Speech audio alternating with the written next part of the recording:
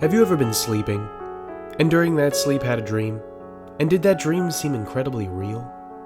Well, you probably just ate too much sugar before bed. But this happens to the pilot whale all the time, and not just because of late night snacks. Our sleeping cetaceous friend always sleeps with one eye open, here in Life, Death, and Taxonomy. Welcome back to Life, Death, and Taxonomy, the show that delivers just the best animal info. It's really interesting, and there's 30 minutes worth of it, and it goes directly into your ear canal and into your brain. And who's delivering that but me, Joe? And I, Carlos? And today we're learning about a whale that's as much a whale as they are Federal Aviation Administration approved pilots. So not at all? And that they're both not whales and not pilots. Got it. But they are pilot whales. And yeah, that's what we're talking about today. So they're neither. They're pilot whales, but they're also not pilot whales at all. Right. And not Pontius pilot whales. No, they never wash their hands. They don't have any. Their hands are constantly being washed. The pilot whale is also known as the woke whale. I'm sorry about that. The sleeping cetacean sensation. Okay.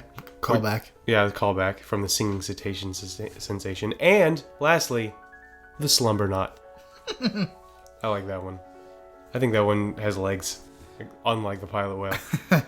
Let's get right in to the taxonomy. Let's get taxonomical.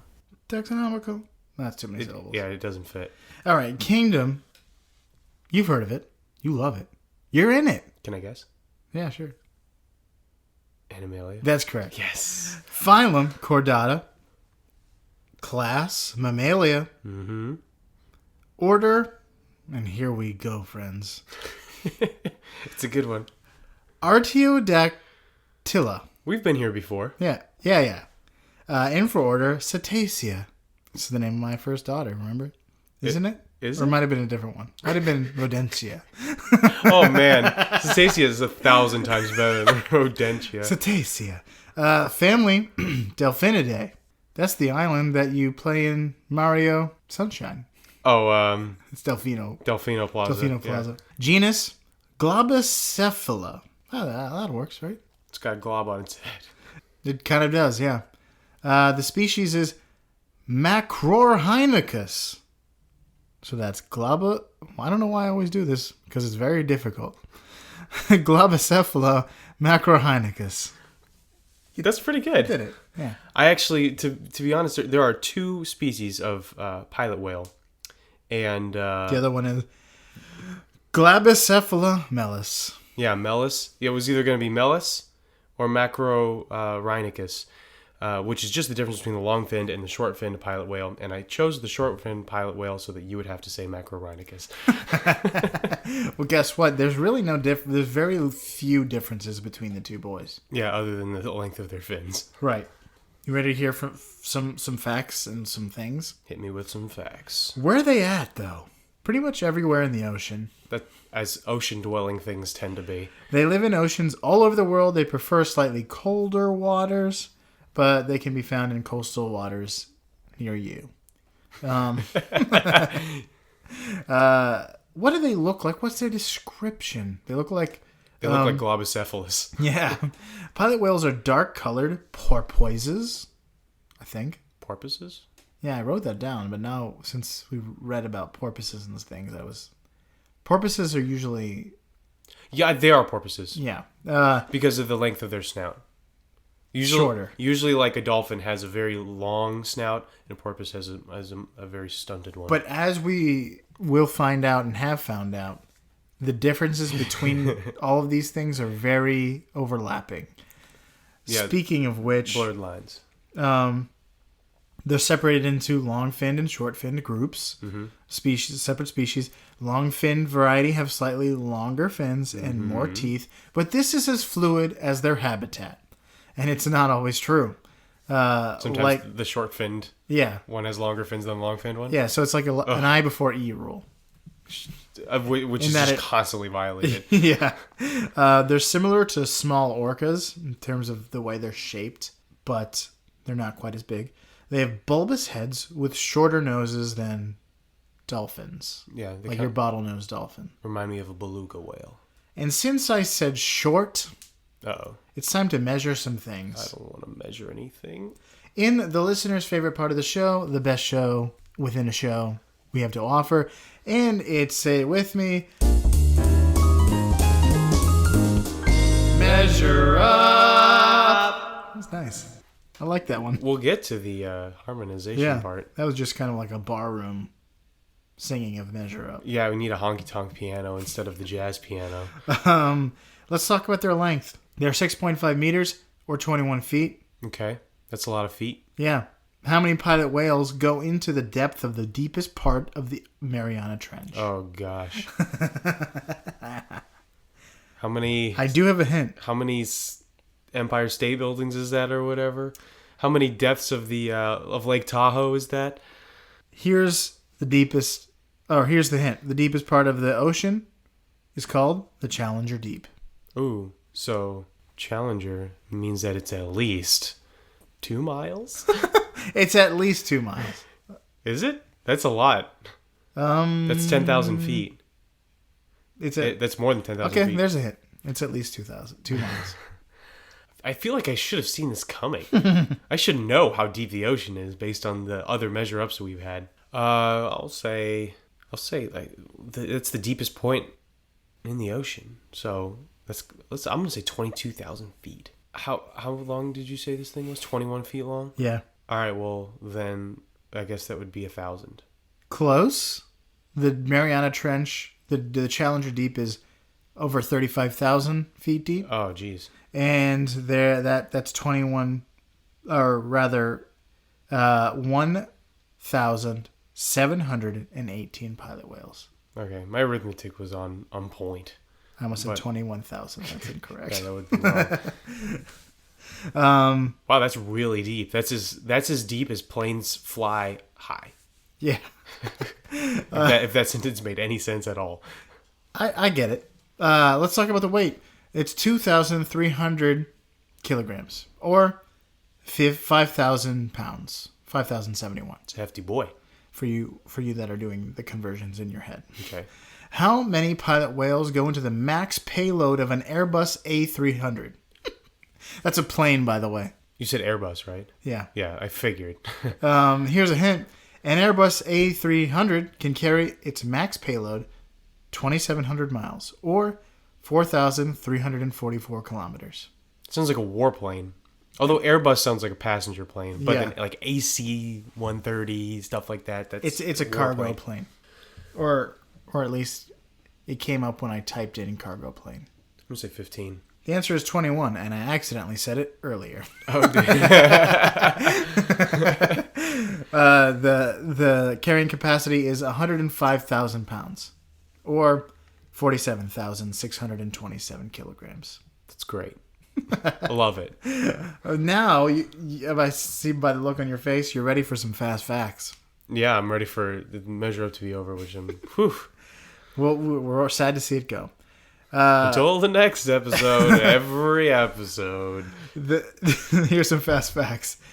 They hunt mostly squid, but they will also eat Atlantic cod, Greenland turbot, Atlantic mackerel, Atlantic herring, hake, and spiny dogfish. Okay. But in places where squid are abundant, they won't prey on fish because who would want to eat a spiny dogfish? But what if there's a herring? Well, they don't want it. Okay. They prefer the taste of squid. They prefer the taste of ink. It's not getting old, even though it's 4 o'clock in the morning. You lost me. It's a song. Okay. Write in the comments. You gotta sing. They can dive for up to 10 minutes without needing to come up for air. They can dive depths as much as 600 meters. It's pretty deep for a mammal. Yeah. But they're very active at low depths. So like other whales that dive deep, like sperm whales. They don't take spinning classes like No. the pilot whale here. No, they like to move slowly and methodically when they're down there. But pilot whales will, even during deep dives, execute fast sprints and make calls that take up oxygen. Close calls. They don't care. Yeah. It's a close call every time because they're about to run out of air when they get to the top.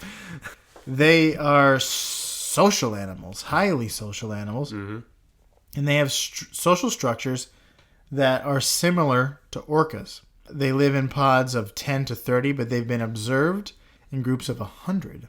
But that's often because pods will aggregate, which is a word you heard the last episode, which means when they come together. Get together. Yeah. Like little wood stocks for... Right now. Over me. Yeah. Which you can do because it's the ocean. Yeah, you can... Yeah. There's all dimensions of space there. Yeah. So 100 would be many pods, perhaps. They have close relationships with their mamas and stay in her pod for life. That's since detrimental to your social life. But it's apparently not, because they can be polygynous, which means there's one male mating with several females. Pods will aggregate, and males will sire several calves in other pods.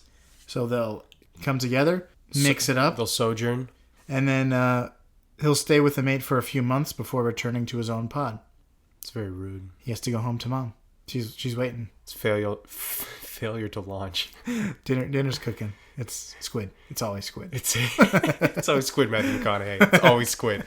There's not been much evidence to suggest that there's competition among males during mating, and they usually just kind of like square dance around. They're cool with whatever. Yep.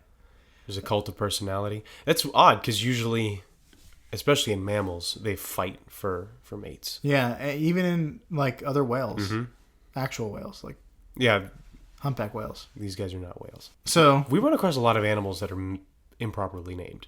Yeah, well, I mean, we could just call them their binomial nomenclature every time. You feel free for this one. The Globocephalus macrorhynchus. Groups have 3 forms. Voltron. Wait, that's not one of them. Hunting. It's not even its final form. Hunting is when they form a long line, a chorus line, which is when everyone's facing the same direction. And singing a solid A sharp. And next to each other, yeah. Instead of being single file. Okay. Kind of like a search party. And it can stretch for more than a mile, even as much as 2 miles. Wow. So that's, it's like a search party for food. Let's find some squid. But I keep whatever I find, so it's not like we're having fun here. Well, they probably say, hey, brothers, come to me, there's food. Come hither, brothers. Eating, so when they find the food, they form a different... Their group becomes a different form, which is the eating group form. They rarely move in any discernible formation during eating, but they can move in the same direction. And then there's the loafing form, which is where they rest and mate. It's just a cacophony, which is the wrong word. It's just it's very loud and just and probably disturbing. They're probably like chatting. They do have like a really high pitched kind of very high pitched squeak squeal. I will probably find a squeak and squeal to play. Yeah. Let's talk about breaching, and by that I mean beaching. They do both. They probably do both. I was gonna say beaching. Whales are so social, and by whales I mean pilot whales, not whales at all. Pilot porpoises. Pilot porpoises. Yeah, that's alliterated. They should have done that. Yeah, that would have been a lot better. They're so social that they get into trouble. Pilot whales are known to be the most common stranders or beachers, which is when they wash up on shore and they can't get back to the water. Mm-hmm. 2 possible explanations for this. One is that they follow sick individuals that get stranded, just like teens. That guy's sick. Let's follow. He's doing some sick ollies. And then you try to do an ollie and then you get beached. I didn't do a kickflip right. Now I can't get back in the water. So one diseased male will beach himself, or whale, not male. One diseased whale will beach himself or herself. So they don't. So just so that they don't feel embarrassed, another whale might beach himself too, like it's a cool new trend and not something that he did as a faux pas. Unfortunately, it catches on like it's the late 90s and the beach is selling Furbies. And bandanas and jean jackets with the arms ripped off. Right, yeah. So entire pods have been found beached next to each other for solidarity. Misery loves company. Yeah. And three's company, right? And apparently company loves misery. So another possibility is that their navigation is confused by the use of electromagnetic technology. And one beach, I forget where it was, maybe Newfoundland? Does that sound right? I don't know. That sounds like Canada. Could be that. Sounds like Eastern Canada. They had a beachening where a bunch of them Is that really what it's called? No. Oh, It could be. That'd be great. I mean, bad. It's a great name for a bad thing. And after that, they sent out a signal, and it never happened again. They used something to send a signal to whales to say, no, not here. and they stayed out. I heard that they would take the calves because they would try to successfully get some of the whales back in the water, and they would re-beach themselves. So what they did was they took calves and they leashed them to buoys so that their calls of distress would stop the saved whales from re-beaching themselves to be with the ones that had not been saved yet. Right. So to them, they're like, everyone's having a terrible day. Go to everyone. And then it's like, first it's like, oh no, this sick individual is beached. And then it's like, now the baby's tired. Who do I save? This is the worst. Who do I hang out with, is essentially what they're saying. Yeah. They're very social. They want to help, but they have no fingers. They can't do anything about it. They can sing lullabies and sweet nothings. That's probably what they do. That's probably what they do. Are you ready for the major fact? I am ready for the major fact. All right. So the fact that they live their whole lives underwater is major. It's pretty major. Not a lot of mammals live their whole lives underwater. In fact, the ones that do are called cetaceans. And the question is, how do they sleep? If you're underwater the whole time and you're a mammal, you got to breathe air. Same, yeah. You're going to have to come up for air. Did you just not sleep? Do you sleep in like small increments? What do you do? Well, there is a very cool thing that many, if not all, cetaceans do, and a lot of birds do, and it's called unihemispheric slow wave sleep, or USWS. I'm going to say unihemispheric sleep, even though it is a long word, but it's the best word.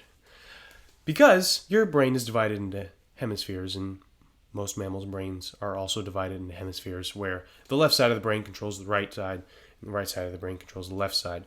So, what these animals will do is shut one side off to go to sleep. Same. And then the other one is still totally awake. So you can look up pictures of this because it's most pronounced in birds. So like you'll have a bird that's like one eye is completely closed because it is sleeping on that side. And then the other eye is wide open, and not just open like Gandalf is. His eyes are open in The Return of the King, like open but not seeing. Like they are open and seeing, fully awake. And that's creepy. Yeah. But so the side of the brain that is awake will release more of the neurotransmitter acetylcholine to keep it awake. That's what allows them to enter the Sandman. Yeah. Sleep with one eye open. Yeah. Yeah, this allows them to enter the Sandman, but only dip their toe in halfway. So that'd be a pretty cool thing to do. You actually do sleep with one eye open when in this case. Yeah. So the other hemisphere will have very minimal acetylcholine, which keeps it asleep. Which is so that the waking side does not wake the sleeping side, and the sleeping side does not put the waking side to sleep. This is why this whale is so woke. This is why this whale is so woke. So because of birds and cetaceans, their mode of transit and their habitat is inherently dangerous. If a bird completely falls asleep while it's flying, it will fall. And if a cetacean, an aquatic mammal, completely falls asleep while it's swimming, it will drown. So both of these animals have to be able to keep at least one part of their brain awake at all times, because, especially for specifically for the cetacean, which is this is for dolphins, manatees. It's theorized for whales, but they haven't really proven it yet. But they don't really see another way that a whale could sleep. Yeah. Because all of these animals have to think about breathing. They don't breathe as often as we do. Obviously, they're underwater. So, like you said, the pilot whale can hold his breath for 10 minutes. Mm-hmm. So it doesn't breathe automatically or accidentally like you and I do, and we can breathe while we sleep. They have to think about breathing, which means that they can't ever actually completely fall asleep, otherwise they won't breathe. So even if they didn't live underwater, they would still need to do this. Right, because they cannot breathe without meaning to. Yeah. So they have to rise to the surface and expose their blowholes to the open air and breathe, and then sink back down.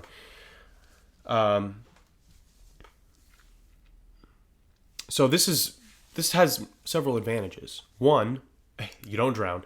Two, you can swim and or fly if you're a bird, but specifically we're talking about the pilot whale, so you can swim without stopping. So you can make a long journey without stopping.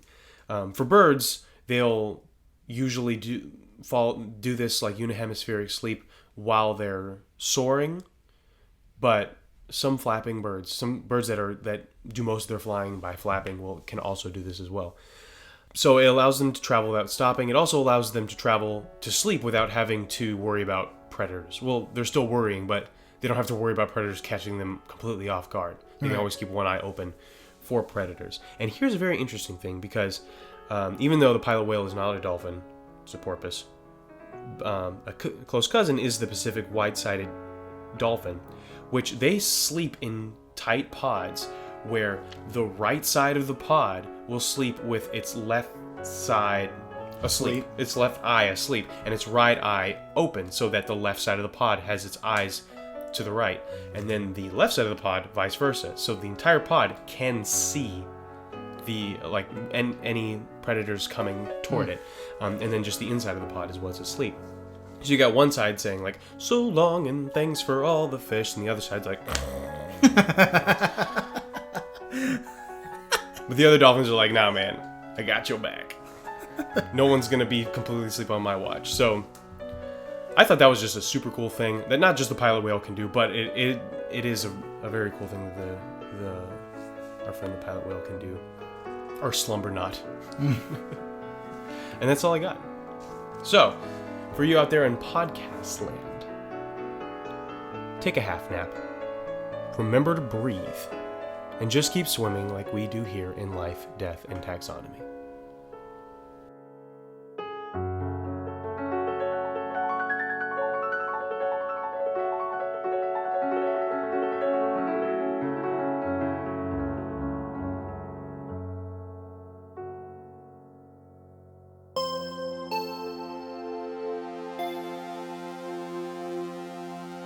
Another great season of Life, Death, and Taxonomy in the bag. We work hard to bring you info that's about animals, that's interesting, and that's for you. But we also couldn't have done it without the help of some talented people like Megan from a No Lit class, the Strange Animal Podcast, Varmints, Species, All Creatures Podcast, Cool Facts About Animals, Animals to the Max with Corbin Maxey. We'd also like to give a shout out to those that gave us a review over the last season, including the Friend Zone Podcast and Rescue Angel. And last but certainly not least, we want to thank our talented artist, Brian, whose awesome art can be found at xdamaru on Twitter. And of course, we'd never want to forget thanking each and every one of you critters out there for supporting us with listens, downloads, and reviews. Absolutely. And we may be done with this season, but that doesn't mean another sweet suite of neat animals isn't right around the corner with a special spot for our Halloween episode. So thanks for listening. Tell your friends, family, and coworkers about us. And we'll see you next week on Life, Death, and Taxonomy.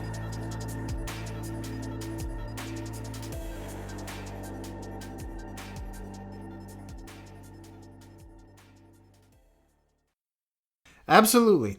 And we may be done with this season, but that doesn't mean another sweet of...